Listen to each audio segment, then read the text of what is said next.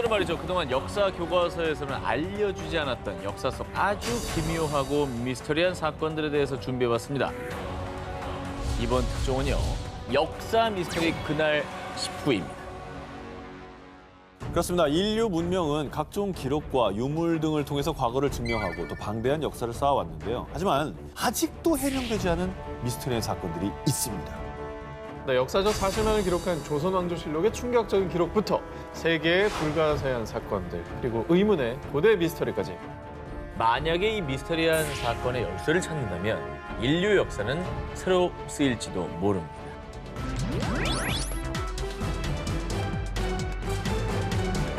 이번에 소개할 특종은 세계 8대 미스터리로 손꼽히는 책, 코덱스 기가스입니다. 이 책은 13세기 초 보헤미아의 베네딕트 수도원에서 만들어진 것으로 추정되는 책으로 사람이 손으로 직접 쓴 필사본입니다. 오, 진짜 정교하다. 캘리그라피의 원조격이네요. 저게 그러니까. 필사본이에요, 저게. 컴퓨터로 찍어낸 것 같아. 그러니까 인쇄체 같아. 그런데 말입니다. 이 코덱스 기가스에 대해 말씀드리자면 높이 92cm, 폭 50cm, 두께 22cm에 무게는 자그마치 75kg, 320장의 방대한 분량을 자랑하는 중세 최대의 필사본인데도 불구하고요. 오탈자 제로. 그런데 놀라운 사실은 이 방대한 양의 책을 여러 사람이 아닌 오직 단 한 사람이 썼다는 겁니다. 와, 저 많은 거를. 그런데 더더욱 놀라운 사실은 이 엄청난 책이 단 하루 만에 완성됐다는 겁니다. 안 되는 소리 하고 있어. 에이. 사람이 쓸 수 있는 그 시간이 있는데 요즘 아니, 펜도 아니고 옛날에 그 뭐 일일이 다 찍어 썼을 거 아니에요. 아니 속기사도 힘들어. 저 큰 걸 저걸 어떻게 말도 안 되는 소리 하고 써요? 있어. 아이 때려쳐. 아니 말도 안 되는 소리 하고 있어. 총상가리 먹고 안 죽은 거 상식적이야 아 그러면? 그건 뭐 잘못. 아이 그걸 이렇게 옆에 뱉을 수 있잖아. 뱉었어 케이크를? 13세기 베네딕트 수도원의 수도승 헤르만은 규율을 어긴 죄로 끔찍한 형벌을 받게 됐다는데요. 그러자 제가 우리 수도원이 영원히 예찬받을 수 있도록 내일까지 엄청난 책을 만들겠습니다. 제발 형벌을 거두어 주십시오. 하지만 하룻밤 사이에 그런 책을 완성하는 건 사실상 불가능한 일이죠. 그런데 말입니다. 진짜 어떡하지? 책만 완성할 수 있다면 내 영혼이라도 팔고 싶다. 자네 그 말 진심인가? 내가 그 책을 완성시켜 줄 테니 나와 계약하지. 그리고 헤르만은 악마에게 감사의 의미로 책 577페이지의 증거를 남겨놨는데요. 바로 이 악마. 엥? 그래서 코덱스 기가스의 또 다른 이름이 악마의 성경입니다. 예, 내가 볼 때는 저 책의 신비감을 높이기 위해서 좀 만들어낸 얘기가 아닐까요? 스토리텔링이다. 그렇지. 그럼 하루 만에 쓴 것도 뻥이다. 마케팅이다. 아니, 저걸 파는 게 아니잖아요. 하루에 계약을 해서 쓴다는 말이 것 안 자체가 되지. 말이 안 되잖아. 자, 책의 탄생 과정도 너무나 미스터리하지만 또 하나 미스터리한 건 코덱스 기가스의 중간에 8페이지가 감쪽같이 사라졌다는 건데요. 누군가 이게 이제 필체가 달랐다거나 너 도와줬구나. 함께 만들었다는 증거가 있는 것도 와줬네 8장을. 제일 양 많은 8장 누구한테 맡겼네 보니까. 와, 진짜 무지하게 안 믿는다 정말. 아우, 미치겠네. 계속 이어드리는 특종입니다. 미스터리 마니아들 사이에서도 여전히 풀리지 않는 아주 미스터리한 책입니다. 바로 보이니치 필사본입니다. 이 책은 들어보셨나요? 보이니치 필사본? 뭐 다양한 식물들이나 뭐 이런 게 그려진 책인 것 같은데. 역시 관찰력 좋아요. 식물 도감인가요? 여러 가지가 있죠. 자, 보이니치 필사본은 1912년 세상의 존재가 드러나자마자 언어학계에 대파장을 일으켰습니다. 왜? 탄소 연대 측정 결과 15세기에 쓰여진 것으로 추정되는데 문제는 이 책에 쓰인 문자가 지구상의 언어가 아니었던 겁니다. 또 이 스토리 또 만든다 또. 아니 지구상의 언어가 아니라 암호였겠지. 자기네들 쓰는 남들 못 알아보게 하는 거. 그걸 외계어로 또 둔갑을 시켰네. 그러니까 우리가 아는 문자 중에 이게 없었다는 거잖아요. 보이니치 필사본은 약 240페이지 분량으로 문자의 형태를 보면 라틴어와 비슷한 것도 같고 다양한 채색 사파도 있지만요. 이 문자가 대체 무슨 언어인지, 책이 무슨 내용인지 해독 불가. 그동안 전 세계 수많은 언어학자, 암호학자, 심지어 수학자들까지 해독하려 했지만 단 한 단어도 성공하지 못했는데요. 대신 학계에서는 나체 여인, 식물, 별 등 다양한 사파가 그려진 것으로 봐서 약초학, 천문학, 우주학, 연금술 등을 담은 일종의 백과사전 같은 책으로 추측했습니다. 우와. 아니면 뭐 아예 문명 자체가 우리가 모르는 문명이 존재했다 사라졌다거나 이러면 가능한 얘기 그건 아니에요? 가능한 얘기다. 그죠. 외계어라기보다는. 문헌도 없이 그냥 사라져버린 거죠. 15세기에 네. 불가사의 그 자체인 보이니치 필사본. 그런데 최근 이 미스터리한 책을 해독하는데 과학적인 진전이 있었습니다. 2018년 캐나다 한 대학의 연구진들은 인공지능을 활용한 결과 예, 보이니치 필사본의 문자는 히브리어에 기반을 둔 겁니다. 보이니치 필사본이 히브리어에 기반을 두었고 책의 일부는 여성 건강 관련 내용이라 추측했는데요. 반면 2019년 영국의 제라드 채셔 박사는요. 아닙니다. 그 문자는 원시 로마의 사어입니다. 보이니치 필사본 속 문자가 원시 로마의 사어이며 육아정보, 심리학, 민간치료법 등이 담겨 있는 것이라 주장했는데요. 학계에서는 여전히 의견이 분분한 상황. 보이니치 필사본은 암호학계의 성배라 불리며 여전히 베일에 쌓여 있습니다. 역사 미스터리 그날 19, 12일 공개합니다. 역사를 뒤흔든 뭐뭐. 자, 이번엔 두 기자님께 상식적인 질문 하나 드려볼게요. 아메리카 대륙은 누가 발견했죠? 콜럼버스라고 얘기를 바라죠? 네. 절대 그렇지 않습니다. 예. 누군가요? 아메리고 베스푸치인가요? 아니에요. 아니에요? 아닙니다. 그러면 누구냐니까요. 그걸 내가 어떻게 합니까? 아니 그 둘은 아닌 건 내가 알고 있어요. 학교 다닐 때 우리는 1492년 콜럼버스가 아메리카 대륙을 발견했다고 배웠는데요. 그런데 말입니다.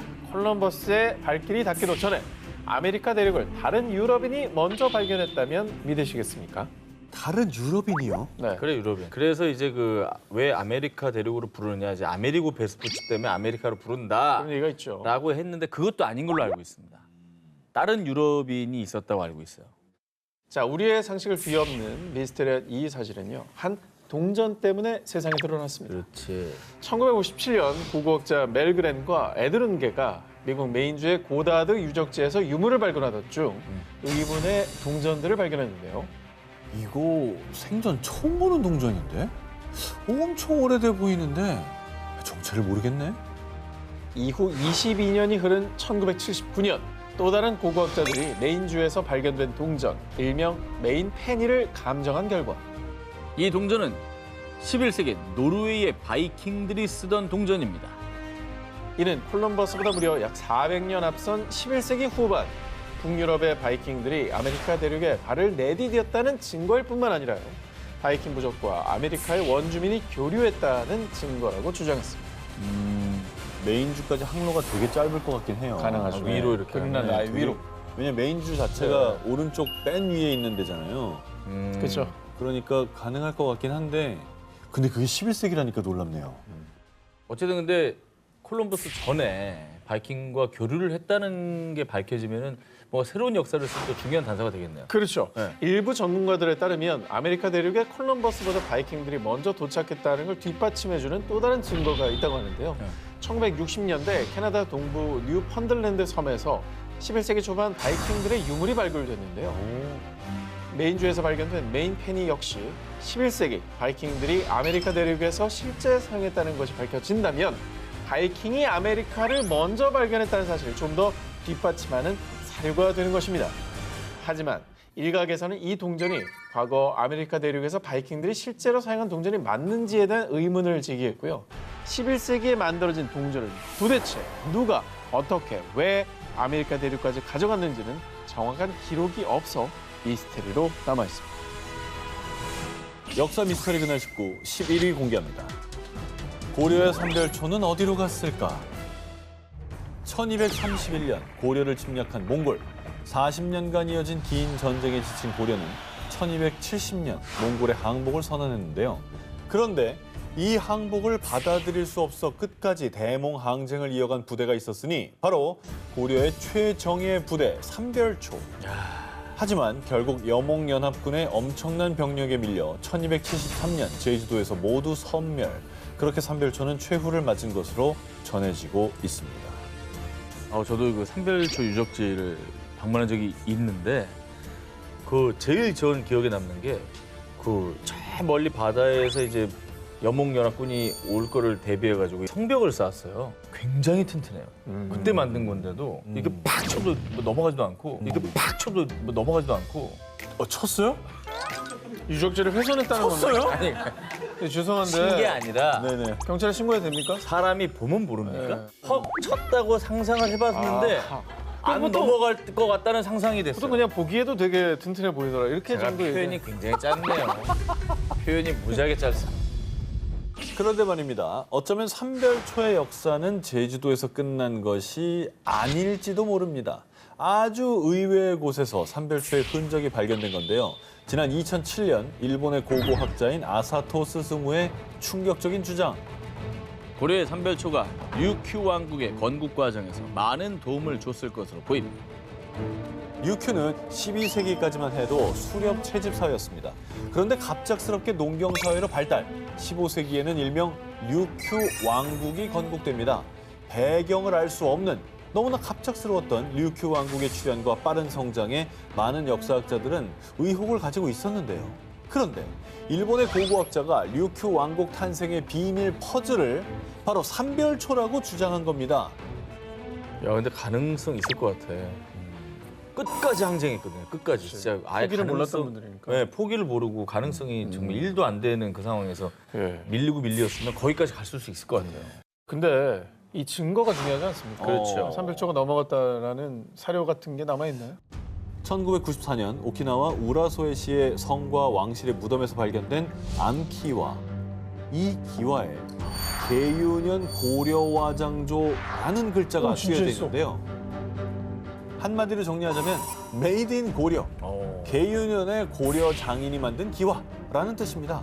앞서 삼별초가 제주도에서 선멸됐다고 기록됐던 해가 1273년이라고 말씀드렸죠. 네. 그 해가 바로 계유년입니다. 넘어갔네.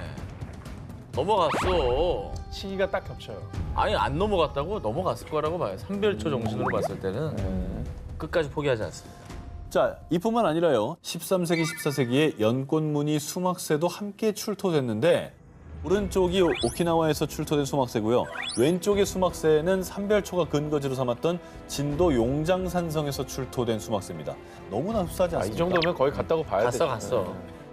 출토된 유물들을 통해서 삼별초가 제주도를 떠나 류큐 왕국 건국에 도움을 줬다는 것을 충분히 의심해 볼 만한 거죠. 과연 일본 오키나와에 삼별초의 혼이 살아 숨쉬고 있었던 걸까요?